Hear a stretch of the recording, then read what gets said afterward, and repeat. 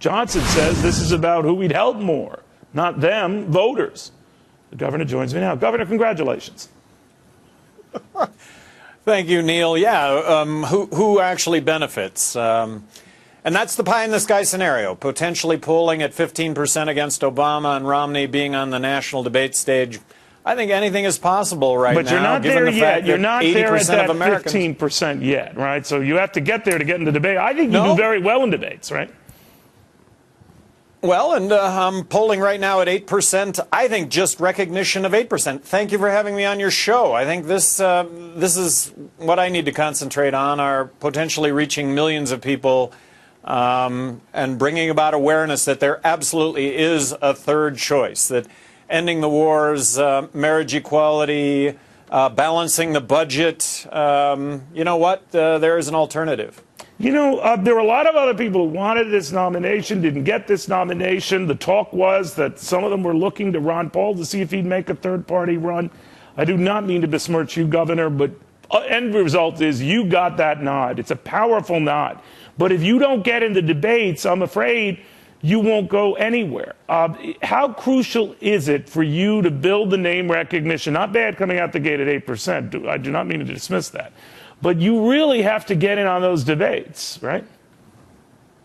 Well, and it's really crucial. It's really crucial to be acknowledged as the party representing fiscal responsibility and social tolerance. I think the broad brushstroke that the majority of Americans fall in. Nobody's, you know what, Obama, Romney, elect either one of them. I'm going to suggest that nothing much changes. And you know what, I'm going to suggest that government's going to be bigger and more intrusive.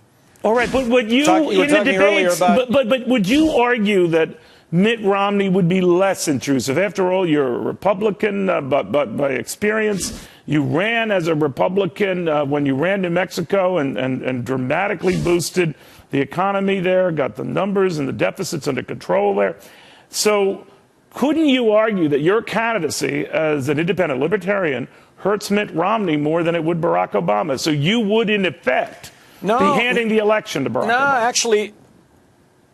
Actually, I suggest that it would be more votes from Obama. And in New Mexico, where they actually polled that, I actually took a few more points from Obama. So I think I crush Obama when it comes to dollars and cents. I think I do a whole lot better when it comes to civil liberties than Obama. I think I crush Romney when it comes to civil liberties. And I think I do a whole lot better when it comes to dollars and cents.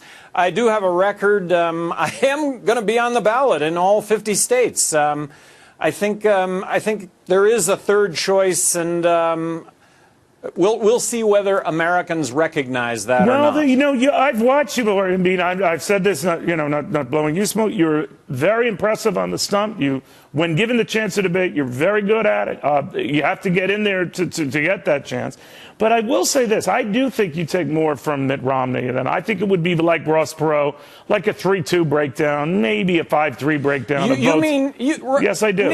Neil, you mean all those people that want to get out of Afghanistan right now, bring the troops home that are supporting Romney? Yes, I do. You mean all I will those say pot that, and smokers all right the now that are supporting Mitt Romney? By the way, if you make your campaign about the pot smoking thing, stop it.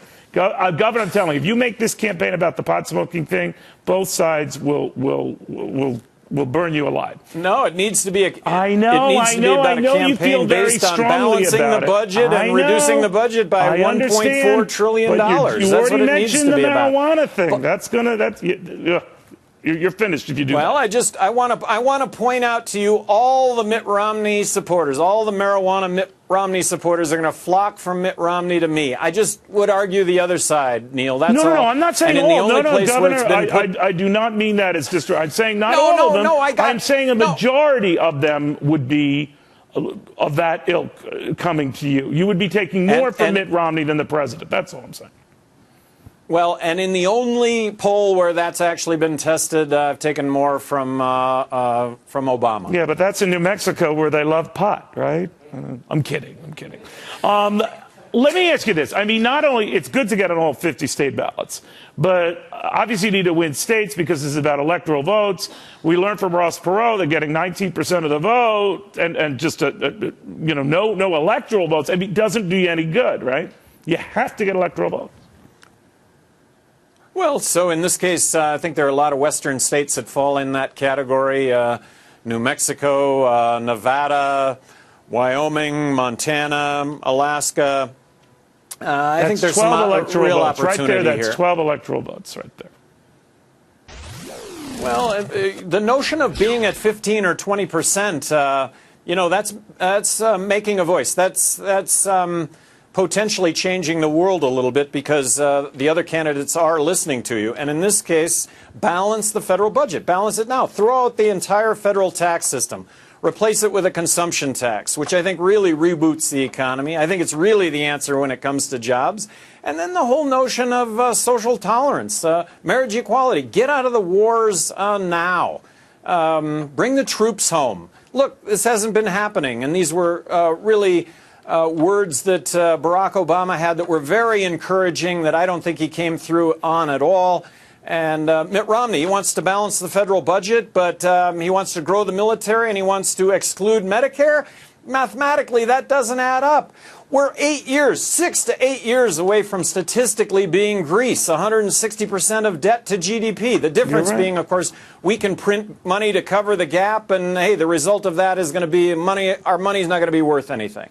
Well, Governor, you're a very smart guy. I think you would make a very interesting race. I mean, at the very least, we could see no one in a three-way race getting the 270 electoral votes. So you single-handedly could cause a constitutional crisis. That could be interesting. Well, or a constitutional celebration. Strict adherence to the Constitution, a constitutional celebration. We might actually balance the budget. We might actually get less spending under this scenario than any other scenario. Very well put. But Governor, thank you, Neil, for having me on. It's always a pleasure. Thank you very, very, very much. All right, Gary Johnson. Thank you very, very much. Gary Johnson, watch him closely, guys.